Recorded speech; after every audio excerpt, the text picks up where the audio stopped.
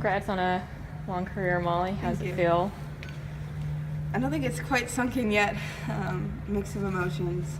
I've loved playing soccer, and I'm really going to miss it. And I'm probably going to start crying, so I'm going to try to keep it together and keep it short. But I'm really thankful for the organization. I was really glad to play here all 3 years of my professional career. But at the same time, I'm really looking forward to starting a new chapter in life, moving on, and I'll become the Breakers' #1 fan, watching all the games, keep in touch with all the girls, coaches. Coach, even though Molly's now leaving for the Yep. past couple games, you were pushing her higher into the midfield a little bit. Can you talk about your thinking behind that? And Don't ask. We've already been there. Sorry, I was just throwing me. Look, obviously we've got players missing with injuries, and we've had to sort of mix it up a little bit over the last sort of 3-4 weeks, which has been really frustrating with Christy and obviously being injured. So from that perspective, obviously Molly's played wide, done well in training, and a very versatile player. So obviously we're disappointed that we're going to be losing Molly, but of course you can't give up the opportunity that she's been given. But that's the thought process behind that, and it started well, but then Kristen got injured, and it obviously disrupted us in that game for that period with the changes that we made. But as I say, Molly's a versatile player. I mean, he was in centre mid the other day in training, and she looked so composed and cultured in there. It's a blow to lose Molly, but obviously we completely understand. You should limit your answers to one lap.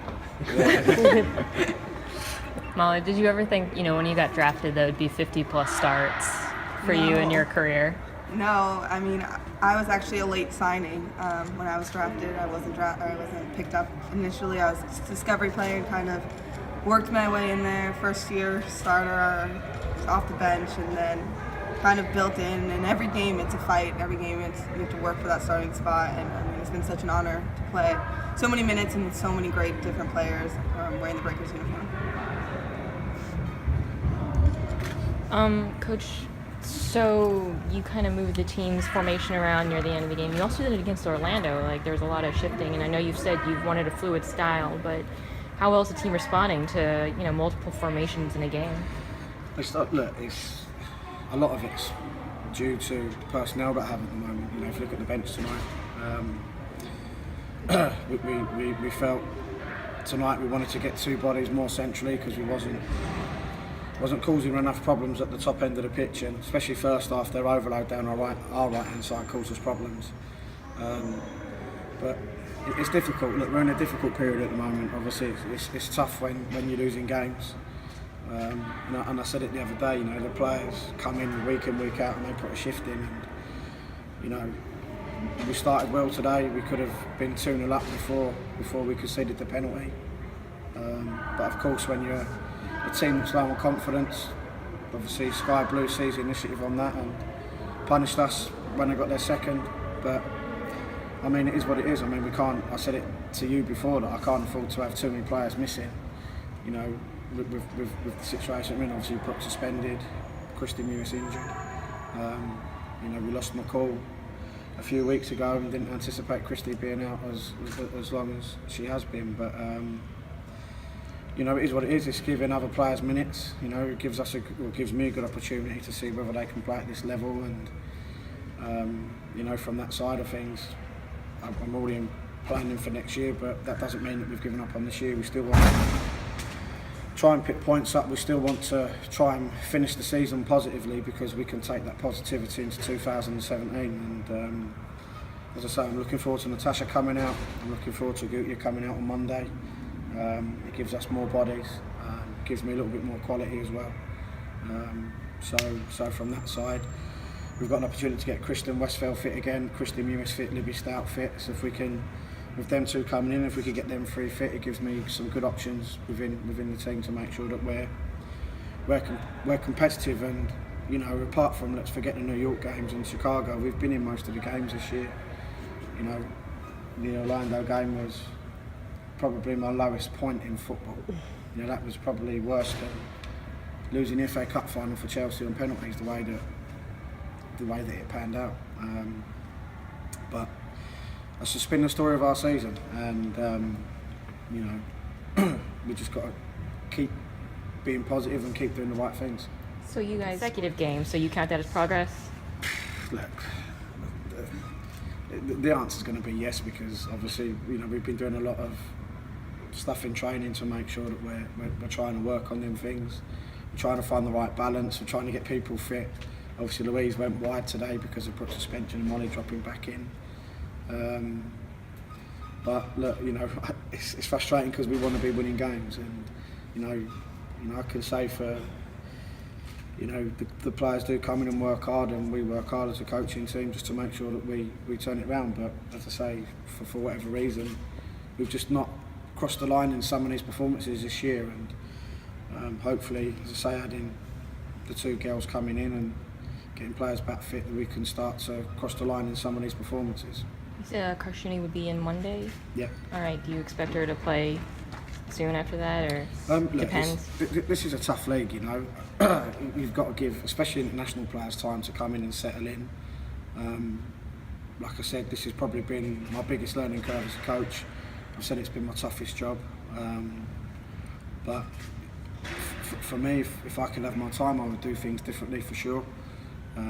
But I've learned from one or two things that have happened at the start of the year, and obviously with trades, it's a completely different system, which will put me in good stead for next year in making sure that Boston Breakers are a team that can compete and, you know, win games when we've been so tight in them. You know, if you look at again today, some of the opportunities we've had, you know, we've scored two.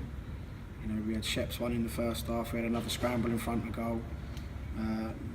Steph McCaffrey's had two opportunities today. So it's not that we haven't been creating chances. As I said, I mean, apart from the New York game, we've been creating double figures in chances every week.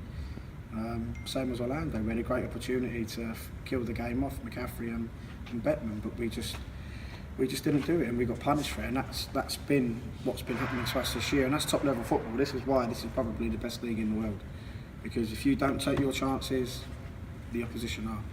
If that happens, and again this afternoon or tonight it's happened to us again.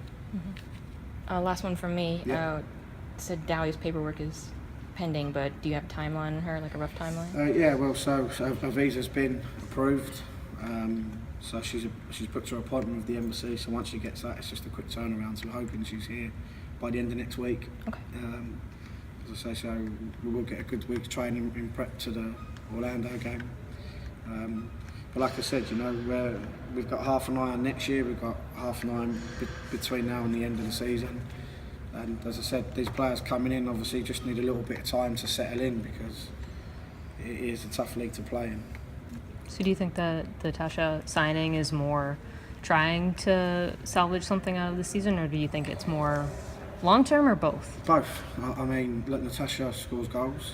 I've also got first-hand experience of that, working with her from my time at Charlton and Liverpool. You know, one thing that I tried to do when I first took over at Liverpool was sort of build a spine. And we had Whitney Ingan in that, Gemma Bonner, I had Farrell Williams and Natasha Dowie within that. And then obviously we brought players in and around it, and that's something that we're trying to build at Boston Breakers with regards to making sure that we have a strong 11, we have at least 4 or 5 impact players, and you know, then we have players that we can develop and progress and create competition. And generally, as a coach, I'm planning 6 months ahead. Coming into this job, I didn't have that opportunity because of going from one job to another, and obviously coming into this country and learning teams, players. As I said about the trade system, I think that's the one thing that really took me by surprise, because in Europe you're speaking to players, you know them personally, you know what they can bring to the table, you get the opportunity to show them around your facility and talk to them about your plan for them as you know, whereas trades, it's just bang done, and the player doesn't really have a say in that. So them conversations are real difficult. They're awkward. It's like going out on your first date or something. You know, when you're sitting across the table with someone, not knowing what to say. That's the only way I can describe it. But like I say, look, I've learned so much this year so far. I'm not happy with the record. I'm not happy where we're on the league table. The players aren't happy either. And we're determined just to try and make sure we have a positive end to the season. So not only pulling up Strom for her first professional performance. You put her in. How do you feel she did? Yeah, Kylie done well. She's been progressing nicely in training. She's been with us all year. She's done well for the reserves. We just wanted that. I like to try and have that natural balance, especially if we're playing with a three, that someone on their left foot can get the ball and distribute it rather than a right-footed player tends to cut in. But no, I've got no qualms of putting Kylie in because I say she's done well all year for us in training, and as I say, the reserves game she's done well as well. So from that side, there was no issues with putting her in.